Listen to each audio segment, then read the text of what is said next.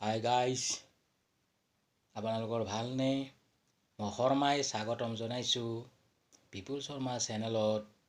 এটি ৰোগৰ দৰৱৰ বিষয়ে ক'বলৈ ওলাইছোঁ, আপোনালোকে শুনক। ৰোগটোৰ বিষয়ে শুনি আপোনালোকে কৰোনা বুলি ভয় নাখাব।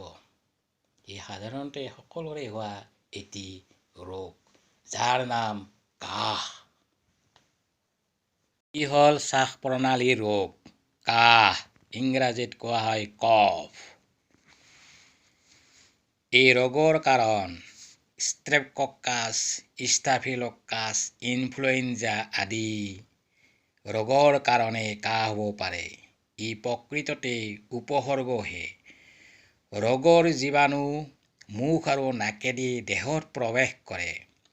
বিড়ি চিগাৰেট খালেও এই কাহ হয়। ৰোগৰ লক্ষণ: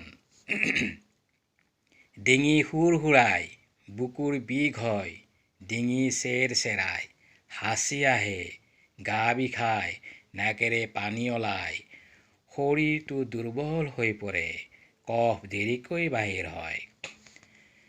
ইয়াৰ কাৰণে প্ৰতিকাৰ আছে। বন দৰৱ: ভাল ঘিউত গুড় মিহলি কৰি জুইত গৰম কৰি খোৱাৰ উপৰিও ঘিউ আৰু নিমখ সম পৰিমাণৰ মিহলি কৰি বুকুত মালিচ কৰিব লাগে। ৩ বা ৪টা বাদাম চোবাই মুখত ৰাখিলে শুকান কাহ ভাল হয়।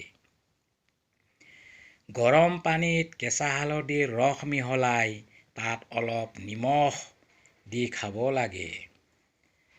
কেঁচা মূলাৰ ৬২ গ্ৰাম ৰসত কুঁহিয়াৰৰ ৰস ৪৫ গ্ৰাম মিহলি কৰি দিনে দুবাৰকৈ খালে এই কাহ ভাল হয়। আমি সাধাৰণতে কুঁহিয়াৰ খাওঁ, কুঁহিয়াৰ সকলোৱে নাপায়। বজাৰৰ পৰা কুঁহিয়াৰ কিনি আনি কুঁহিয়াৰৰ ৰস ১০০ গ্ৰামকৈ দিনে দুবাৰ খালে শুকান কাহ ভাল হয়। যিবিলাক মানুহে বিড়ি চিগাৰেট খায় তেওঁলোকৰ কাৰণে শুকান কাহ হ'লে মৰাণ আদা এডোখৰ চোবাই খালে সেই কাহ সহজেই আৰোগ্য হয়।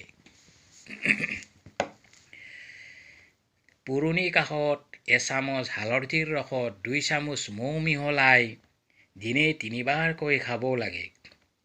শিশুৰ কাহ হ'লে ৪-৫টা দোৰোণ ফুল পিহি ১ চামুচ মৌ জোলৰ লগত মিহলি কৰি খোৱালে ৰোগ সহজেই আৰোগ্য হয়। বগা বাহকৰ পাতৰ ৰস ২০ গ্ৰামকৈ দিনে ৩ বাৰ খাব লাগে। তেতিয়া এই কাহ ভাল হয়। এই ৰোগৰ কাৰণে পথ্য কিছুমান আছে। সেইবোৰ হ'ল তুলসী, জালুক, পিপলি, তিতাফুল, পোৰা কল, জিলমিল শাক, নহৰু, মহানিম, মৌ, শিলিখা, ছাগলীৰ গাখীৰ, লং, কাজি নেমু, কেঁচা হালধি এইবোৰ সুপথ্য।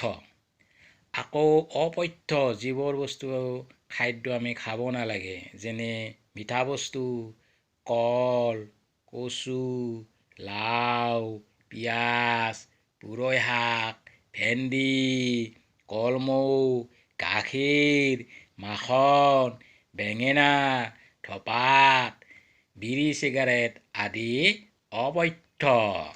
গতিকে গাইজ, আপোনালোকে এইখিনি শুনি কেনে পালে? আৰু লগতে মোৰ এই ভিডিঅ'টো লাইক, শ্বেয়াৰ, ছাবস্ক্ৰাইব কৰিবলৈ নাপাহৰিব। আজিলৈ ধন্যবাদ। Thank U.